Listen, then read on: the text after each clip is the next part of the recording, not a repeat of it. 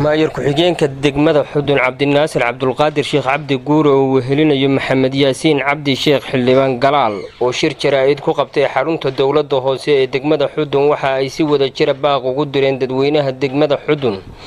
inay ilaaliyaan nadaafadda degmada isla markaana magaalada qashinka laga guro oo aan lagu daadin wadooyinka ee ay geeyaan meelaha loo asteeyay sida oo kalena waxa ay sheegeen in maamulka cusub ee degmada xudun uu qorsheeyay bishiiba 3 jeer in laga qaado qashinka magaalada si ay u soo baxdo bilicda magaalada xudun sida oo kalena waxay xildhibaanadu ka hadleen baaqa ku dareen in ay dadweynuhu guryaha hortooda ku beeraan dhir oo sida ay hadalka u dhigeen iyagoo arrimaha ka hadlayana waxa ay yiraahdeen sida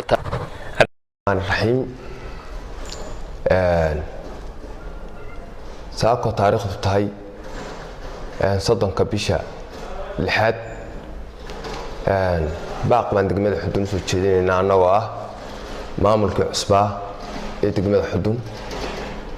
khaasatan maayir ku-xigeenka iyaanoo ahaa xildhibaan golaha deegaanka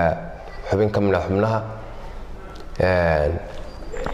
magacaygu yahay maxamed yaasiin cabdi baaqaasoo ku aadan 3 arrimood oo kooban insha Allah aan soo koobi doono qodobka koowaad waxaan cod dheer iyo cod gaaban ku gaarsiinaynaa bulshada reer xudun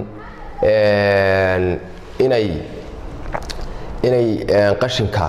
goobihii loo aastiyay geeyaan haddii aysan gaarsiin karayn ay ururiyaan oo maaragtay uusan qofku intuu gurigiisa ka qaado guri kale horgeyni qofku gurigiisa ku urursado dowladda hoose ee degmada xudun iyo maamulka ayaa option u diyaariyay iyo program shaqayn doona iyo urur faya dhowra marka qofka gurigiisa loogu imanaya gurigiisa ha ku hayo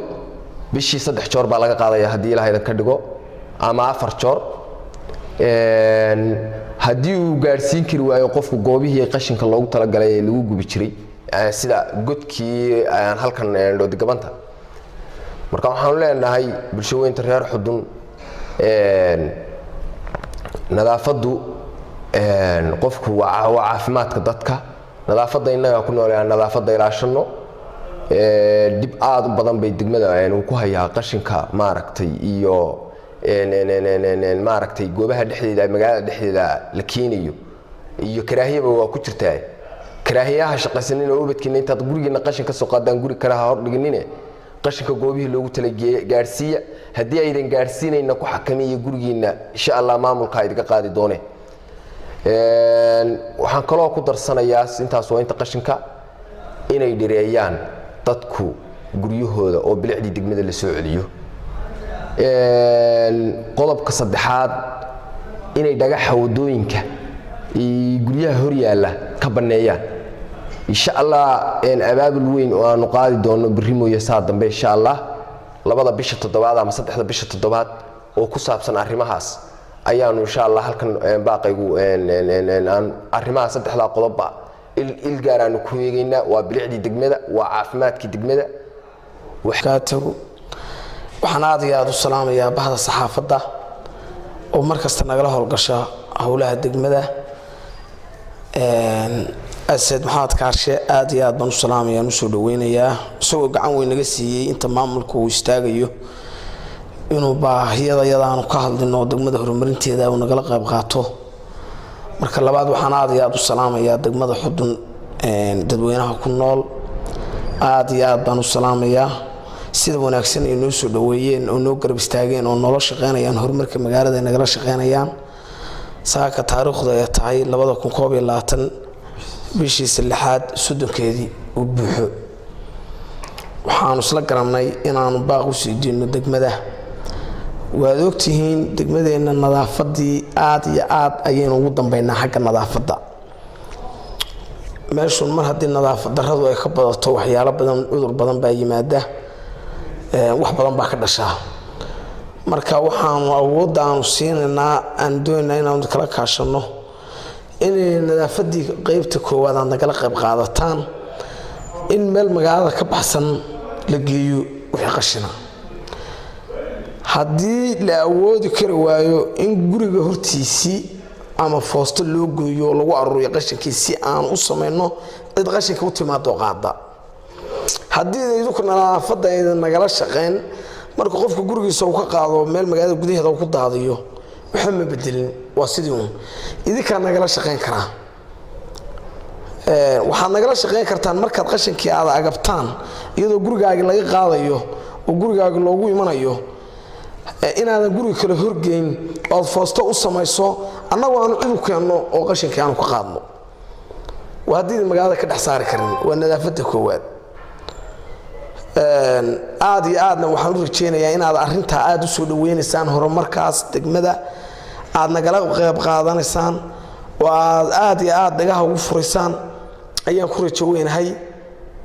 talabaysa waad ogtihiinoo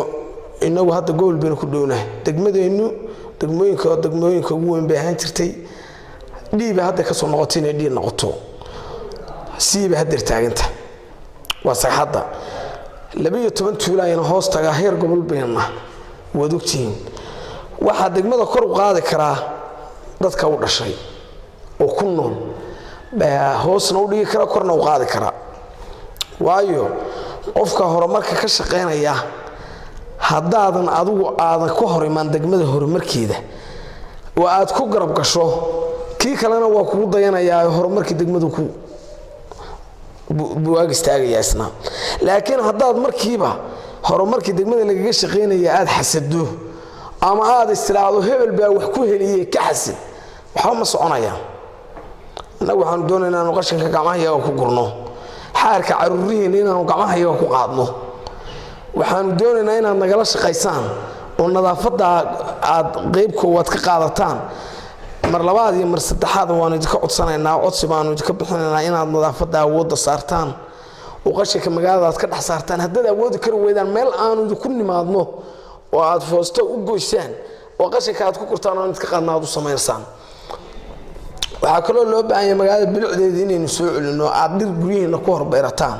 si magaalada bilicdeeda isu soo taagto wadooyinkiina aad banaysaanoo sida qashinka